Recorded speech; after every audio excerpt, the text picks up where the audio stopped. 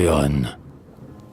Vous connaissez tous Agathon, il est plus charmant que Nirée, à peine d'un nez sans coton, sa ronde joue est parée.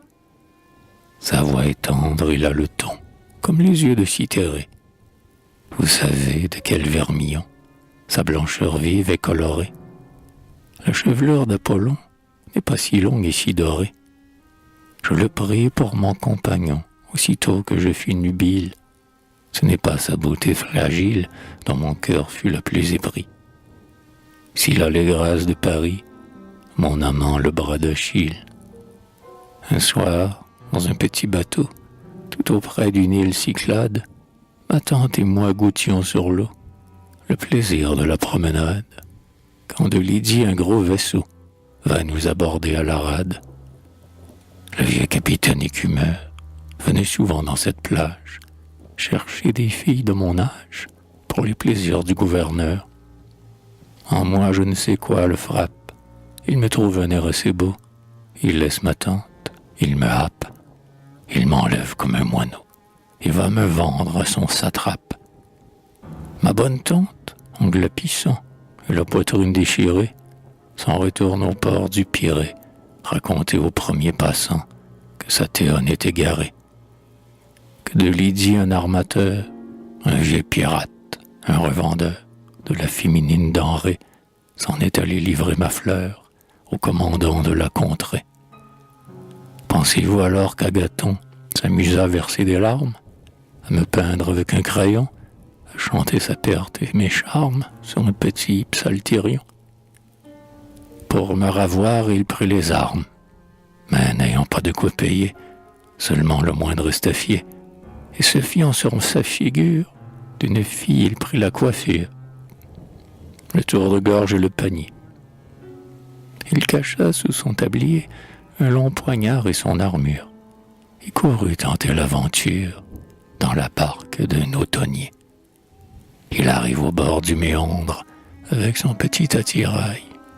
À ses attraits, à son air tendre, on ne manqua pas de le prendre pour une ouaille du bercail où l'on m'avait déjà fait vendre.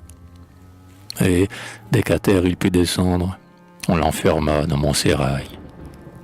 Je ne crois pas que de sa vie une fille ait jamais goûté le quart de la félicité qui combla mon âme ravie.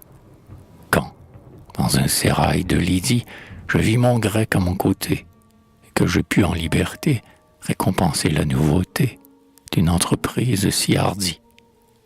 Pour époux il fut accepté. Et Dieu seul daigna paraître à cet hymen précipité, car il n'était point là de prêtre, et, comme vous pouvez penser, des vallées on peut se passer quand on est sous les yeux du maître. Le soir, le satrape amoureux, dans mon lit, sans cérémonie, vint m'expliquer ses tendres vœux. Il crut, pour apaiser ses feux, n'avoir qu'une fille jolie. Il fut surpris d'en trouver deux. Tant mieux, dit-il, car votre ami, comme vous, est fort à mon gré. J'aime beaucoup l'accompagner. Toutes deux je contenterai. N'ayez aucune jalousie. Après sa petite leçon, qui l'accompagne de caresses, il voulait agir tout de bon. Il exécutait ses promesses. Et je tremblais pour Agathon. Mais mon grec, d'une main guerrière, le saisissant par la crinière et tirant son estramaçon, lui fit voir qu'il était garçon, et parla de cette manière.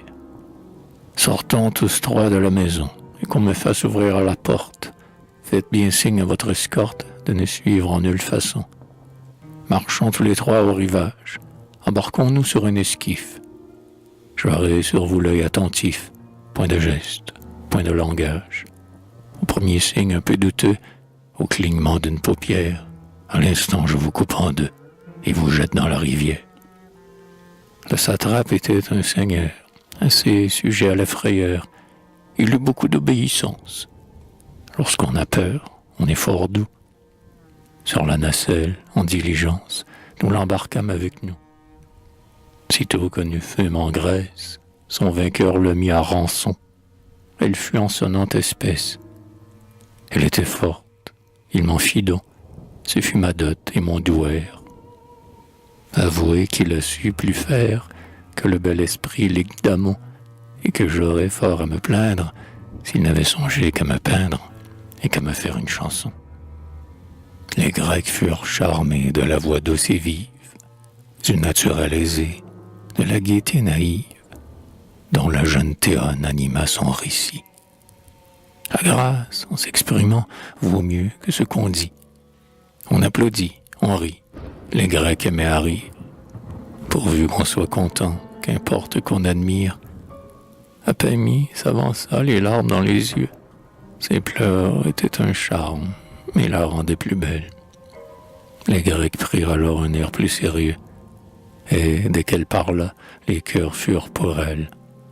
Apamie raconta ses malheureux amours, en maître qui n'était ni trop long, ni trop court.